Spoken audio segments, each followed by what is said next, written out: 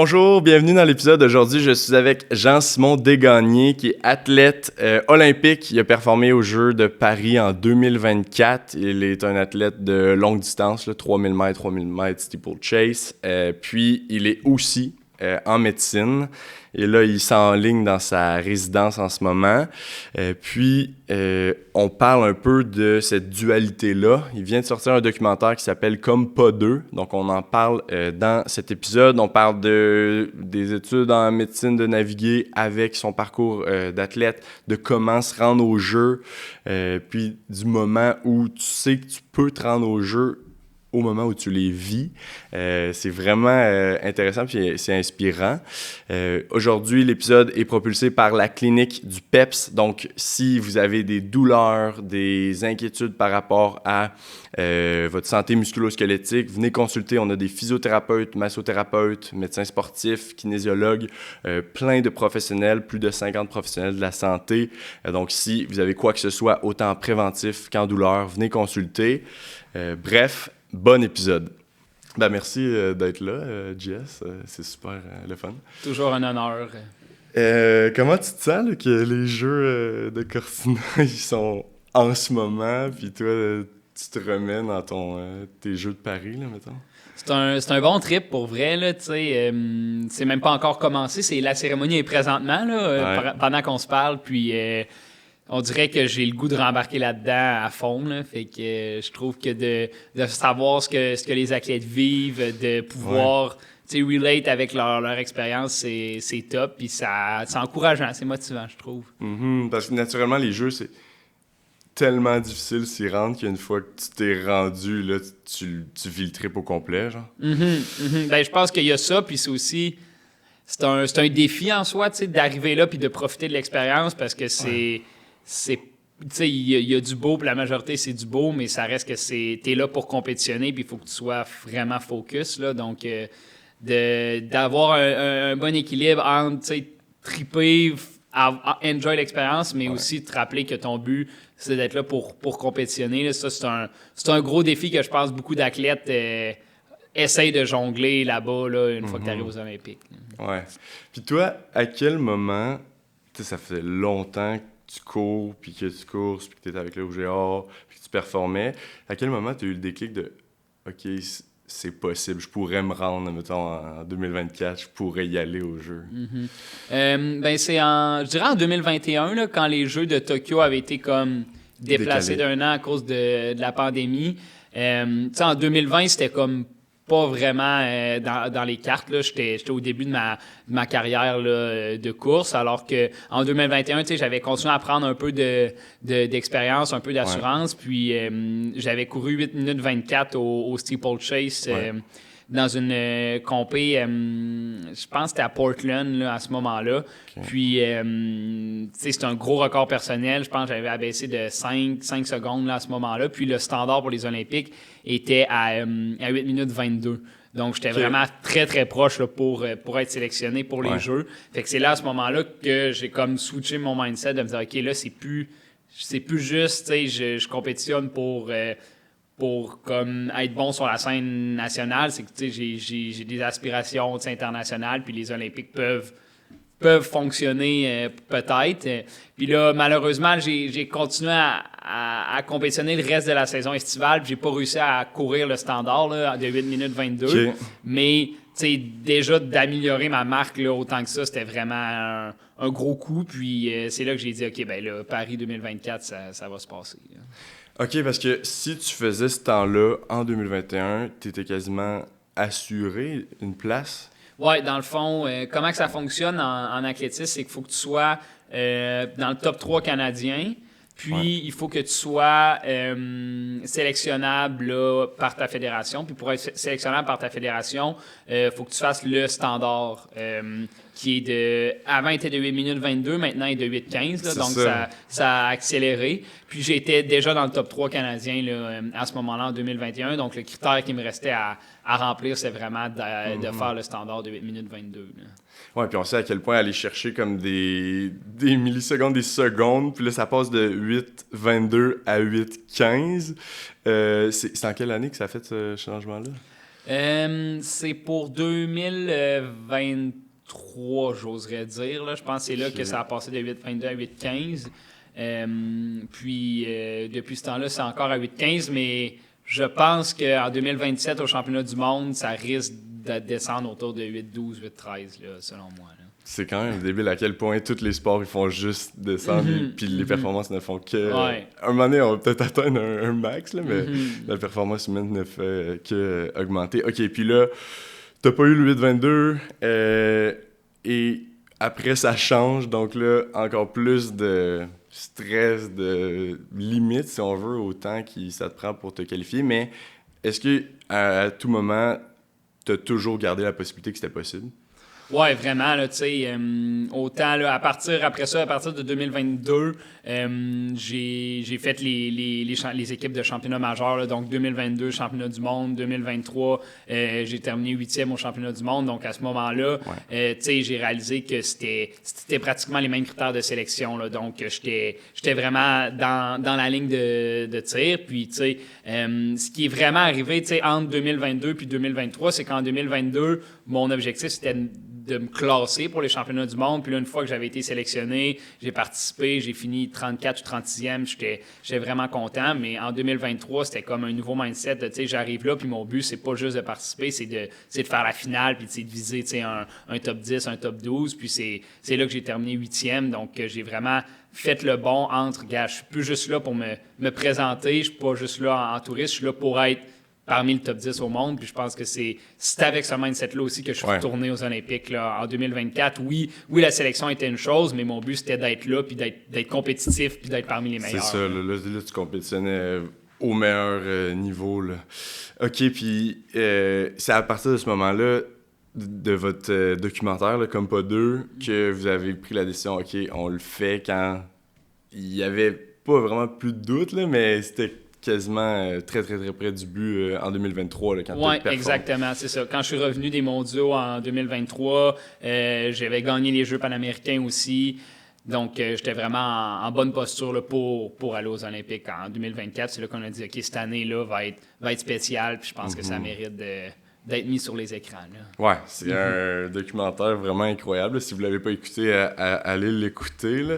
Puis je trouve ça intéressant puis inspirant de faire un documentaire avant de l'avoir réalisé parce que tu peux faire un documentaire puis au final tu te rends pas, tu te blesses, tu déchires un ligament, peu importe, là, puis que tu te rends pas, mais là, on voit toute le spoiler, malheureusement, tu t'es rendu, là, mais comme qu'il y avait la possibilité que tu t'y rendes pas au final. Là. Vraiment, puis c'est la beauté du documentaire puis de ce film-là, c'est que c'est la vraie vie, là. C'est pas du cinéma, c'est pas de l'invention, regarde, c'est ce qui arrive réellement, puis tu le contrôles pas, fait que c'est ce qui rend ça beau et authentique, là, je pense. Là. Ben oui, puis y a-tu un moment où t'as comme eu une claque d'en face de OK, tu sens le rêve se glisser de tes doigts ou comme t'as eu une blessure ou comme des mauvais temps ou peu importe, t'avais un down? Ou... Pas franchement que j'étais comme là, ça devient difficilement accessible, là, mais on le voit un peu dans le documentaire à l'hiver, là, autour du début du mois de janvier, j'ai eu une blessure au pied, puis c'est là que j'étais comme...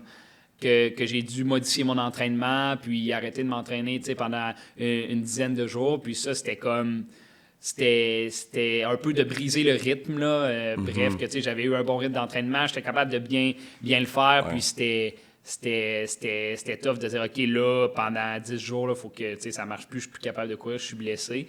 Mais ceci dit, le fait que ça arrive au mois de janvier, dans une saison qui est moins importante, là, la saison intérieure, disons que le timing était bon, malgré qu'il n'y a jamais une blessure qu'on veut. C'était moins pire d'avoir ça à ce moment-là. Puis, c'est là que j'ai comme... Des fois aussi, ça te ramène à la base de dire, bon, ben, regarde, c'est quoi qu'il faut que je favorise pour pas que ça revienne, là, cette blessure-là. Oui. C'était quoi ta blessure? C'était une ténosynovite là, du fibulaire, là, donc une inflammation dans un muscle là, qui sert à stabiliser le pied. Là. OK. Et puis ténosynovite, à chaque fois que tu vas faire un pas ou peu importe, même une course, ça va frotter. Non, c'est tannant. Là. Okay, en un mois, tu étais quasiment de retour à la Ouais, norme. ouais, je dirais, là, tu sais, j'ai pris peut-être un genre de 5 jours là, complètement de repos. Après ça, beaucoup d'entraînement sur le vélo elliptique pour garder la forme. Puis après un mois, j'étais comme de retour, on pourrait dire, à 100% de l'entraînement. Fait que, tu sais, ça a été un petit setback, mais il y a des gens qui ont des blessures pas mal plus complexes et graves que ça. Là. Non, c'est ça.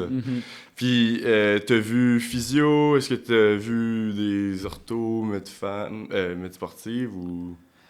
Oui, pas mal. Là. Tu sais, moi, je suis en physiothérapie à toutes les semaines. Là, fait que j'aille une blessure ou non, je suis toujours, en mode prévention. Nice. Fait que j'y vais typiquement une fois par semaine, là, peu importe ce qu'il y a. Parce que, tu sais, quand on fait du sport de haut niveau, il y a toujours un petit quelque chose. Ça n'impacte pas l'entraînement, puis on s'entraîne quand même, tu sais, à 100% de nos capacités, mais on a toujours une tension ici, là, les tendons d'Achille. Des fois, c'est les quads. Fait que, tu sais, de juste faire le tour. Puis quand arrive justement quelque chose de plus aigu comme ça, ben des fois, je peux y aller 2-3 fois par semaine pour essayer de guérir ça le plus rapidement possible. Fait que c'est sûr que moi, c'est la physio. J'adore ça, puis je jure que par ça. Puis massothérapie aussi, là, à toutes les semaines avec Michel à la clinique. D'ailleurs, grosse mention à lui. Ouais. Puis j'avais consulté aussi en médecine sportive, là, souvent plus pour aider le diagnostic. Souvent, à l'écho, on est capable de bien vérifier, puis vérifier qu'il n'y a aussi rien de plus grave, là, malgré que les physios sont assez top pour faire des diagnostics pour ça.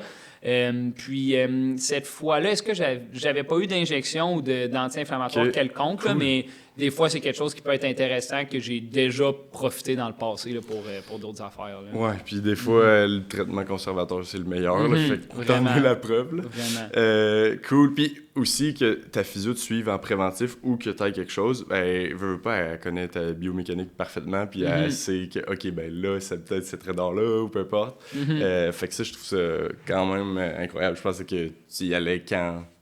Ici, ça vient souvent des petits bobos, là, mais non, préventif, c'est la manière à suivre, là, si on veut. Cool. Et là, moi, je suis curieux de savoir un peu une journée typique pour toi, parce que, tu sais, là, on le sait, là, t'étais en médecine, t'es encore en médecine. Ça ressemblait à quoi, tes journées dans les entraînements? Est-ce que tu avais comme tes stages, tu devais t'entraîner le matin, soir, des cours par moment?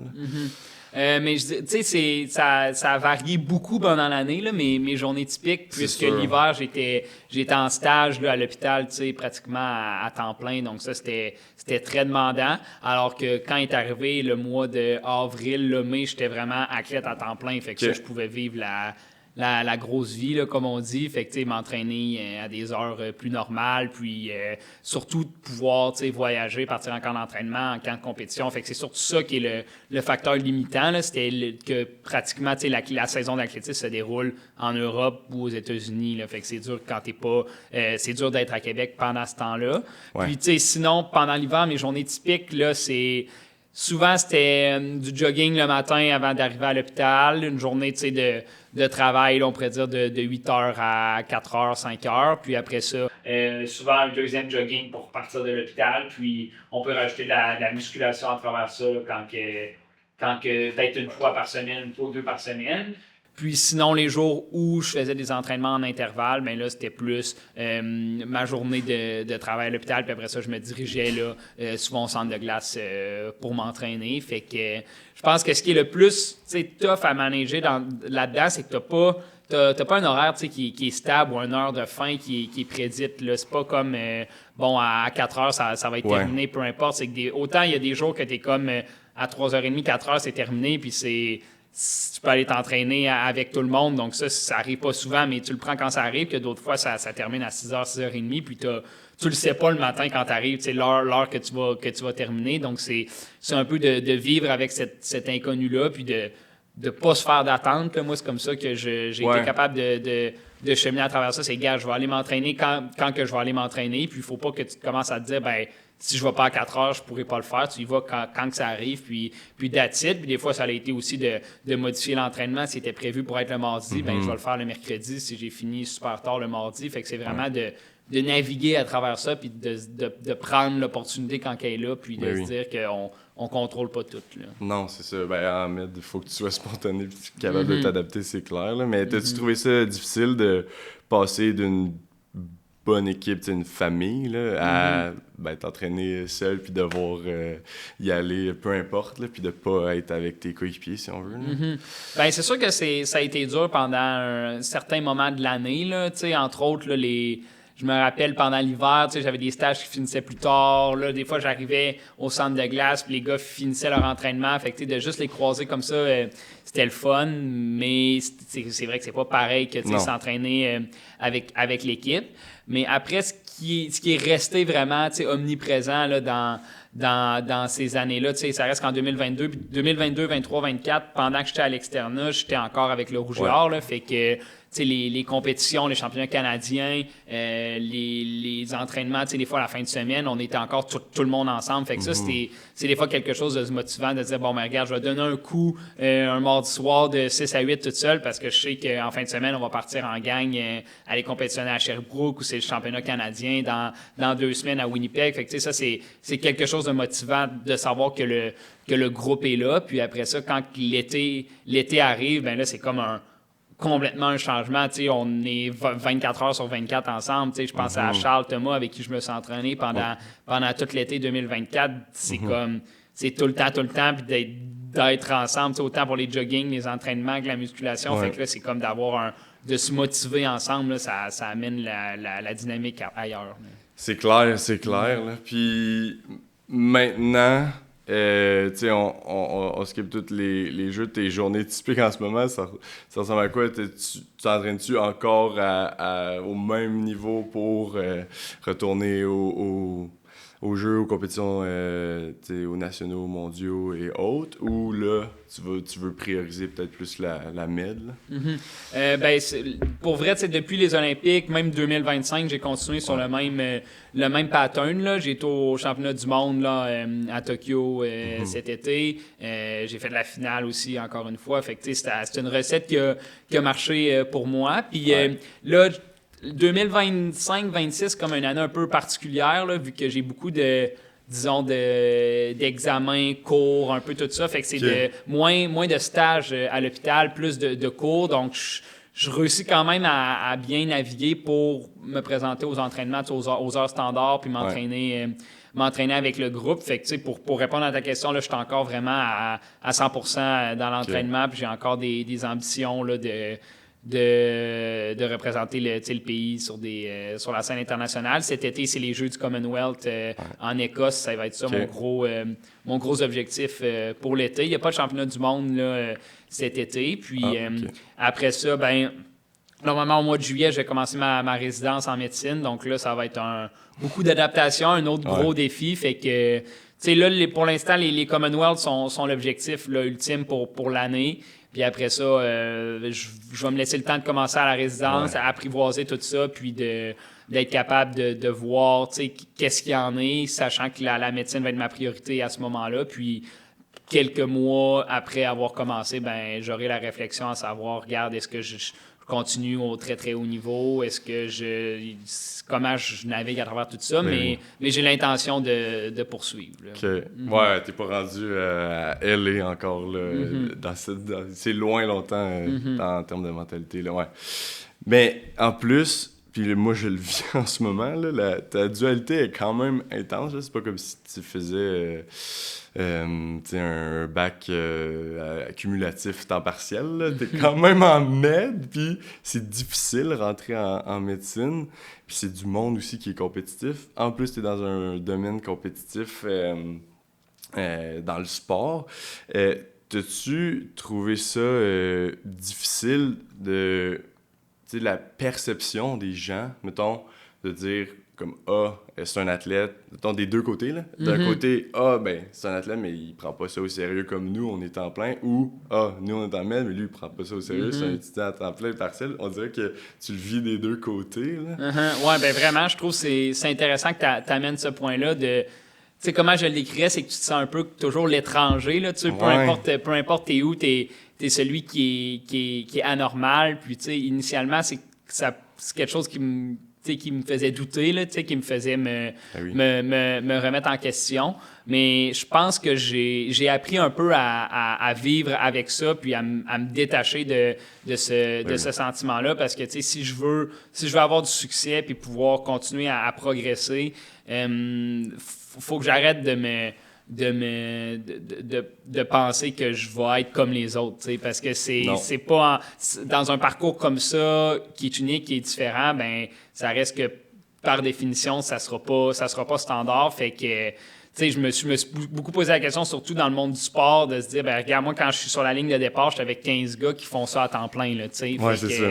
C'est très unorthodoxe de faire ça. Fait que si, à chaque fois que je prends le départ de la course, je me dis, j'ai une défaite parce que moi, je fais pas ça à temps plein, ben je pars avec un pas de retard. Fait qu'il faut que j'arrive là avec le mindset que, regarde, c'est moi qui ai pris cette décision-là de faire ça, puis j'ai confiance en mes capacités, puis let's go, j'ai les mêmes chances que tout le monde, parce que sinon ça fonctionnera pas. Puis après ça, ben quand arrive dans le domaine médical, puis je pense que mon background de course, peut vraiment me servir dans plein d'atouts. Puis, je le sais aussi que ça sera pas éternel, cette carrière-là sportive, ce rêve-là, fait que je me rattache, puis la lucidité de me dire, ben regarde, je peux être un peu anormal pendant 4, 5, 6 ans, parce que je sais qu'après ça, quand le temps va être venu, je vais être capable d'être là à 100%, puis je pense pas que personne pense que je suis pas en stage à 100% malgré ça. Là. Non, puis après, ça va être comme du temps gratuit parce que tu as été habitué d'avoir aucun temps. Puis là, tu vas tomber, OK, juste résidence, puis je m'entraîne quand je veux.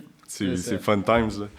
OK, ouais, parce que clairement, c'est tough, mais je pense que, tout au contraire, aussi, ça ajoute au bagage. Tu vas être un nettement meilleur médecin à cause de ça, puis un athlète qui a une bonne vision globale, puis au final, tu priorises ta vie. Là. À 45 ans, si tu es rationnel, puis tu dis « je veux plus courir à un aussi haut niveau, ça me tente de voir des patients à journée longue. Non, puis je pense qu'il y en a beaucoup en médecine qui font ça. T'es comme le Laurent Duvernay-Tardif de Laval. Là. C'est ça, exact. Cool.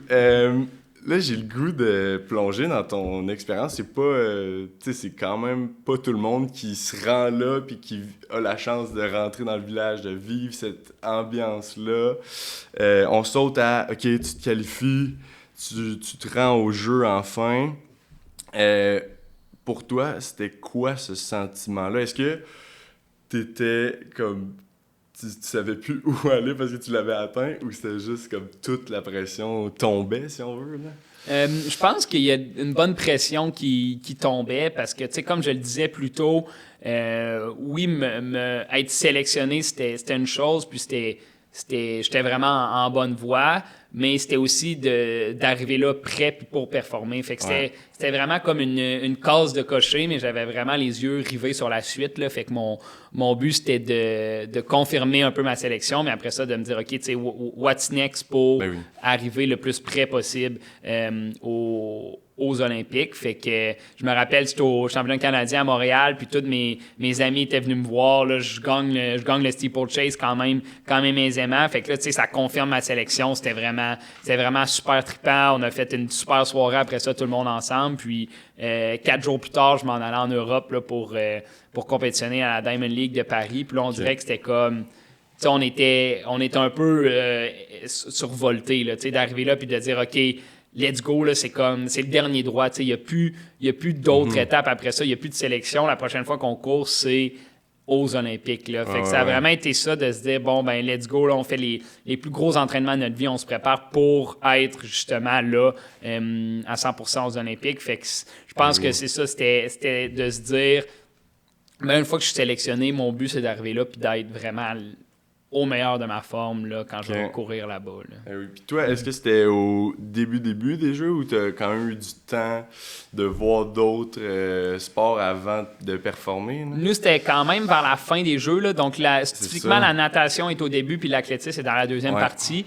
Fait que nous, on avait fait un camp d'entraînement à Saint-Moritz, là, en Suisse, avant les Olympiques, là, avec une partie de l'équipe canadienne, puis mes collègues d'entraînement. Puis après ça, on est allé à Barcelone là, pendant le début des Jeux.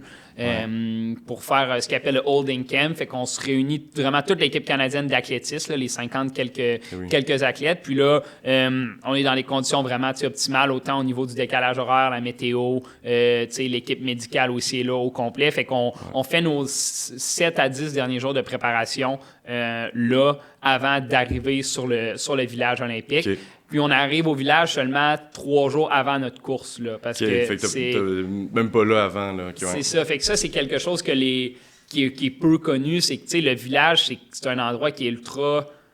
c'est super stimulant, puis il y a toujours quelque chose qui passe. Fait que dans un optique où tu es là pour courir, pour compétitionner, c'est pas nécessairement le meilleur environnement parce que, pour vrai, tu peux tout faire sauf t'entraîner. Dans le village olympique, là, c'est vraiment comme facile de partir à gauche et à droite, puis de perdre le focus, là. Fait que c'est pour ça, je pense que les gens d'expérience puis les équipes nationales s'assurent d'encadrer un peu plus ça. Puis, fait qu'on était à Barcelone là, pendant le début des Jeux. On a écouté la cérémonie d'ouverture de Barcelone là, en camp d'entraînement. Fait qu'on n'était pas sur les petits bateaux, là, malheureusement. Fait que c'est des décisions qui sont prises au nom de la performance, là, qu'on peut comprendre. Ça reste que le but, c'est de faire les meilleures choses. Puis, après ça, tu peux débattre de dire, ben oui, est-ce que d'aller faire la cérémonie d'ouverture, c'est trippant, ça t'amène une énergie, une espèce de boost parce que tu as été là.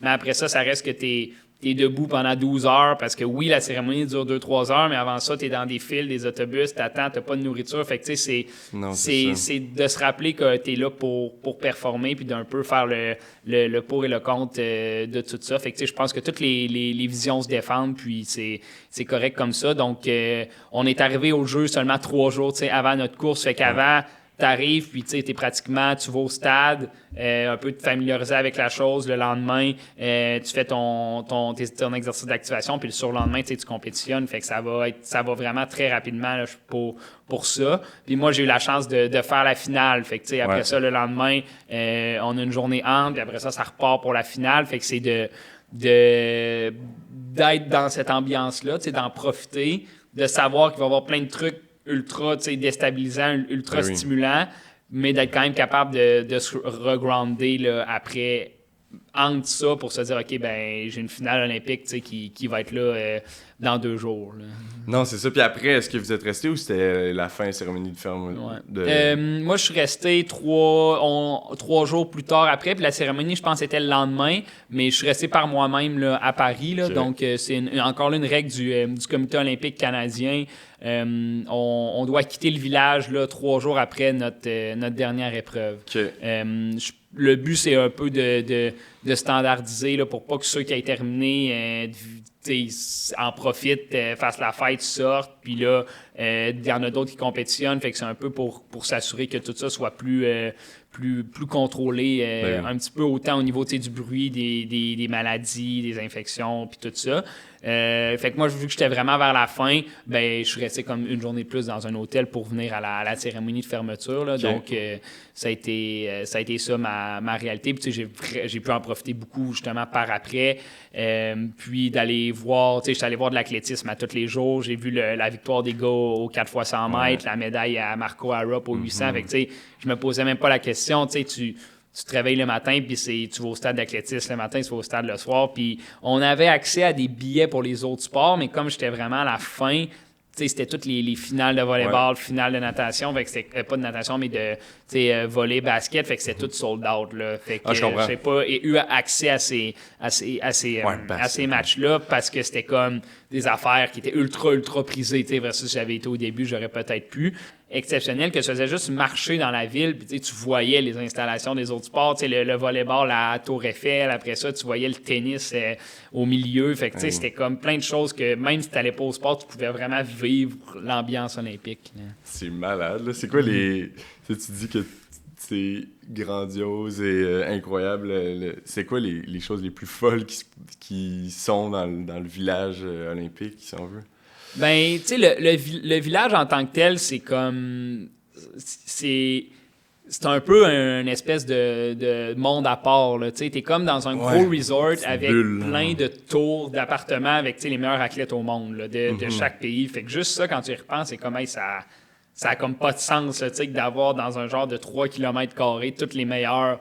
Ouais, tu peux aller dîner avec LeBron. C'est ça, là, tu sais. Fait que il y a ça qui est comme vraiment, quand d'un point de vue extérieur, tu y penses, c'est comme, oh my God, c'est fou. Puis après ça, ben, tu sais, concrètement, tu as un gros hall pour manger alimentaire. Fait que tu as à peu près 6-7 stands de nourriture avec des choix différents. Il y en a un, ça va être plus Asie, un, ça va être plus européen, France, vice-versa. Puis, tu sais, c'est que tu arrives là, tu vois autant des gens de l'équipe canadienne que tu vois des gens qui font de l'athlétisme de d'autres pays que tu connais. Fait que, tu sais, c'est vraiment constamment en train de parler avec des gens, tu t'en profites beaucoup.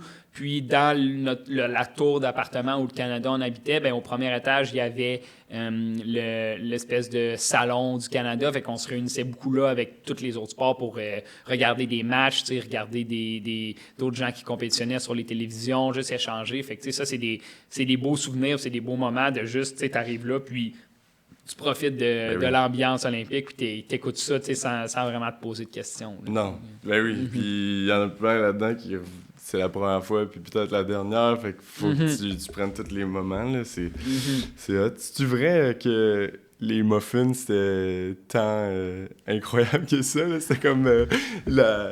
ça a été tellement populaire sur les réseaux, là, les fameux muffins au chocolat, là. Ils étaient-tu tant bons que ça? Ben pour vrai, oui, là. Moi, je suis un grand fan de tout ce qui est pâtisserie puis dessert. Pour vrai, c'était du solide, là. Ces muffins-là, là, c'était... Tu sais, moi, je n'ai pris autant avant qu'après ma course, là, c'était vraiment bon, tu sais, c'était moelleux, c'était top, là, fait que, tu sais, la nourriture en tant que telle, ça reste de la nourriture, tu sais, faite à grande échelle, là, fait que, tu sais, c'est pas comme la nourriture qui est haut de gamme, mais c'était super bon, c'était très adéquat, mais le muffin, c'était comme une classe à part, là, en termes de dessert, là, fait que c'était bon pour ça, là. Cool. Puis là, après, il y a tout le... Tu te qualifies la rechute, mais il y a les après-jeux, tu vas peut-être vivre, ou tu vas le vivre éventuellement, ton après-athlète, là. Comment c'est, une fois que tout tombe, t'es au maximum de ta forme, maximum de toutes tes émotions, tu rencontres tout le monde, tu piques, puis après, est-ce que tu as eu une chute en revenant, puis un peu de... Tu sais, une rechute émotionnelle, si on veut, ben... Je dirais que, tu sais, les semaines, voire les semaines, le mois que suivi les Olympiques, c'était vraiment comme... J'ai comme englobé l'expérience que j'avais vécue, tu sais, avec mes amis, ma famille, là. J'ai 15 amis qui sont venus de Québec pour me voir compétitionner. Ma famille aussi était là. Malade. Cousins, cousines. Fait que, tu sais, autant... Eux, ils étaient là un petit peu avant, sont venus me voir compétitionner, puis après ça, j'ai pu justement profiter avec eux d'être là pendant, tu sais, on est resté sur Paris pendant 3-4 jours, tout le monde ensemble. Fait que, tu sais, ça a juste continué à entretenir le high, les émotions, puis après ça, on a voyagé un petit peu ensemble là, à Nice, dans le sud de la France, fait que ça a été comme vraiment super, là, puis c'est des émotions qui sont vraiment, vraiment le fun. Puis moi, j'ai continué à compétitionner là, après, pendant l'été. Là, j'ai refait un steeplechase en Pologne, puis un mile là, en Suède. Donc, ça a été comme... Je dirais que, tu sais, le climax, c'était vraiment aux Olympiques, puis après ça, c'était comme une petite chute, là, tu sais, tranquillement au niveau émotionnel. Fait que, tu sais, j'ai pas droppé... direct dans un trou de comme hey, là ça fait 2 jours j'ai fini les Olympiques puis je suis chez nous, tu sais, qu'est-ce que je fais? Fait que d'avoir ça, c'était bien, mais quand même, ça reste que là, tu sais, quand t'es dans une chambre d'hôtel, t'attends une compétition ou tu voyages pour compétitionner, puis c'est dur de se recrinquer, de se remotiver comme tu l'as fait avant les Olympiques où, tu sais, d'un, il y avait l'aspect de gang, de camaraderie, il y avait le hype de tout le monde qui venait te voir, là, de dire, ben gars, je vais compétitionner un mile en Suède.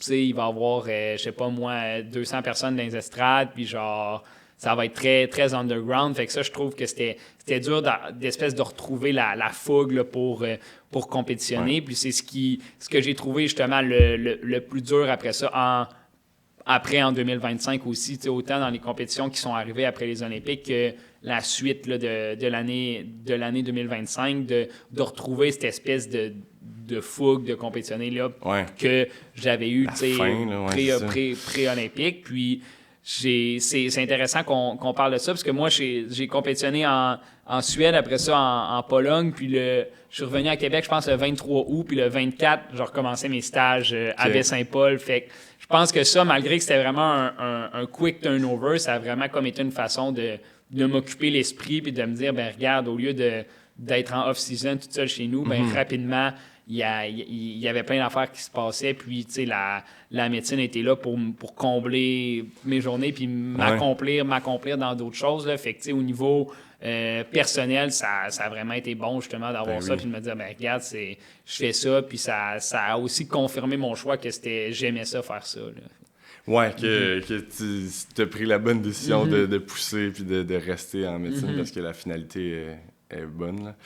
Puis tu penses que ça va t'aider quand justement tu vas accrocher ton dossard, tu vas dire hey, c'est fini pour moi la compétition, je vais continuer à m'entraîner, mais là tu vas pouvoir te dédier à ça 100%, si on vraiment, veut. Vraiment. Tu sais, je pense que le fait d'avoir un plan de match, tu sais, puis un chemin, tu sais, déjà prévu pour la suite, c'est quelque chose qui est rassurant, puis de savoir que, tu sais, je peux comme tourner la switch quand que je veux, là, tu sais. Fait que ça,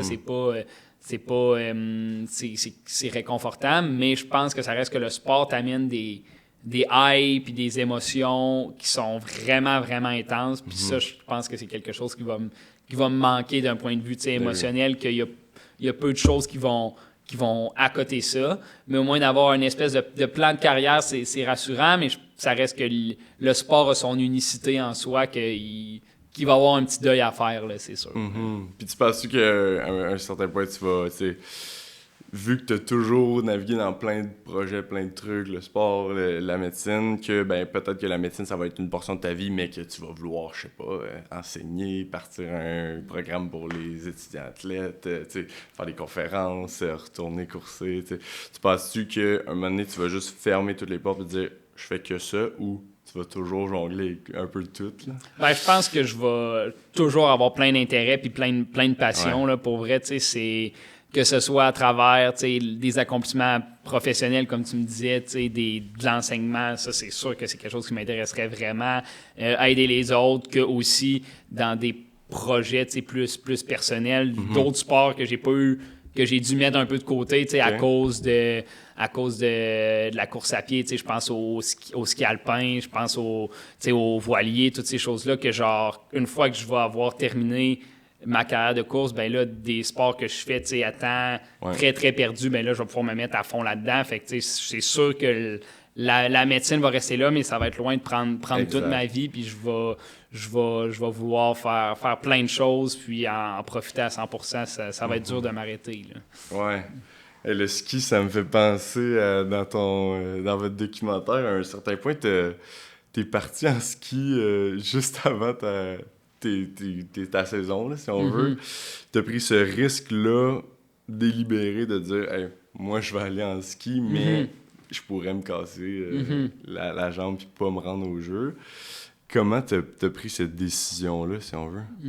Ben, tu sais, c'est sûr que comme tu l'as dit, c'est un risque délibéré, mais très, très calculé, tu sais, dans le sens que c'est pas nouveau pour moi. Je fais du ski depuis bien avant que je cours, là. Fait que on a souvent fait des voyages de ski en famille, puis, tu sais, je pense qu'il y a moyen de se faire plaisir sans être comme risqué, là. Non, fait que je pense que c'était d'avoir la lucidité de profiter de tout ça, puis de le faire à un moment encore là qui était adéquat, tu sais, de le faire au mois de décembre, pas dans le milieu de ma saison, puis de dire, ben regarde, je le fais pour me recentrer, puis là, après ça va me lancer. Fait que je pense que oui, il aurait pu arriver des choses, puis j'étais prêt à vivre avec ça, mais j'avais aussi quand même confiance en mes moyens, puis je me lançais pas dans le vide, dans quelque chose que j'avais jamais fait, qui m'était complètement inconnu. Fait que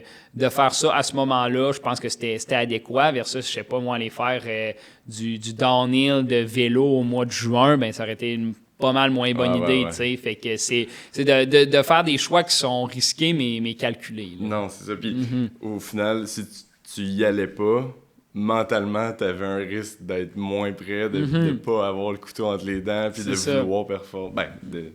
Moralement d'être plus bas, là. Fait il y avait les deux risques, là, vraiment, au final, là, mental ou physique, là. Cool.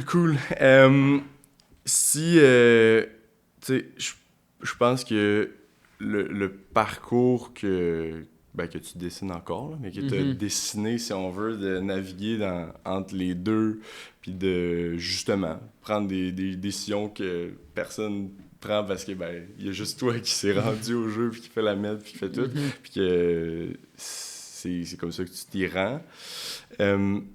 Qu'est-ce que tu penses que les jeux t'ont le plus comme amené en tant qu'humain, personne, de mettre autant de sacrifices puis de tout mettre pour te rendre à une compétition qui est la plus haute au monde, là. Toi, personnellement, ça t'a amené quoi?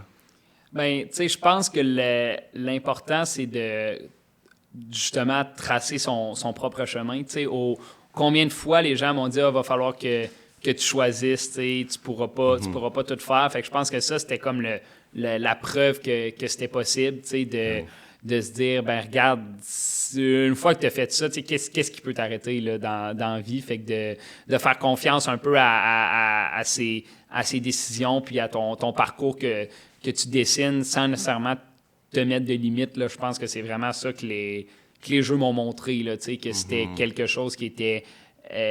si tu fais ça de façon intelligente, que tu t'entoures des bonnes personnes puis que tu crois que c'est possible, ça va fonctionner. Fait que ça, je pense que c'est vraiment ça le plus important. Puis l'autre chose, c'est en tant que tel, le sport, oui, il y a la performance, puis il y a ça, pourquoi on le fait, c'est d'abaisser les secondes, de courir vite, mais c'est aussi toute l'espèce de momentum puis de gang qui m'ont accompagné là-dedans. Ça, c'était vraiment, vraiment exceptionnel. Puis c'est ça que je me rappelle autant aujourd'hui. Ouais. Comment les gens étaient avec moi, les gens étaient derrière moi, mes amis qui sont venus là-bas, puis les émotions qu'on a vécues. Je pense que ça, c'est quelque chose qui reste marqué pour moi, que les accomplissements et ce qu'on vit, c'est important justement de le vivre avec d'autres gens parce que c'est ce qui va nous marquer pour plus tard. Oui, puis de prendre le temps de célébrer puis d'apprécier ce que tu as vécu. Vraiment. Puis ça, je pense qu'il y a beaucoup de personnes, même moi, là, j'ai fait physio avant de rentrer en médecine, j'ai navigué dans plein de choses, puis j'ai pris des décisions que pas tout le monde peut comprendre, puis je pense que même si t'es pas athlète de haut niveau, ce que tu dis... ça peut s'appliquer. Rien n'empêche à quelqu'un de tomber temps partiel à sa job puis de partir un projet qui l'intéresse ou de partir en voilier un an, faire le tour du monde. Ça. Très cool. Hey, mais merci. En mots de la fin, je serais curieux de... T'en as un peu parlé, là, mais je serais curieux de te poser la question. Là. C'est quoi la prochaine étape pour toi, mettons? What's next? Ouais, what's next? Là, de façon très, très imminente, je vais courir à Boston la semaine prochaine. Fait que 3000 mètres sans F. Fait que je vais essayer d'abaisser mon record personnel là, de 7 minutes 47. Fait que ça, c'est la prochaine mission à très court terme. Puis après ça, cet été, le gros target, c'est les Jeux du Commonwealth qui sont en Écosse. Puis avant ça, ça va être le circuit de la Diamond League, là, encore une fois, au mois de mai-juin. Puis après ça, au niveau académique, ça va être le début de la résidence cet été. Donc, un gros morceau là, pour mes études. Mais après 8 ans que j'ai commencé, c'est le fun que ça soit fini puis de passer à l'autre étape. Là. Ben oui. Puis je te souhaite de matcher dans ce que tu veux puis de commencer. Très cool. On va suivre ça de très près. Merci. Ça fait plaisir. Et on se dit à bientôt. N'importe quand.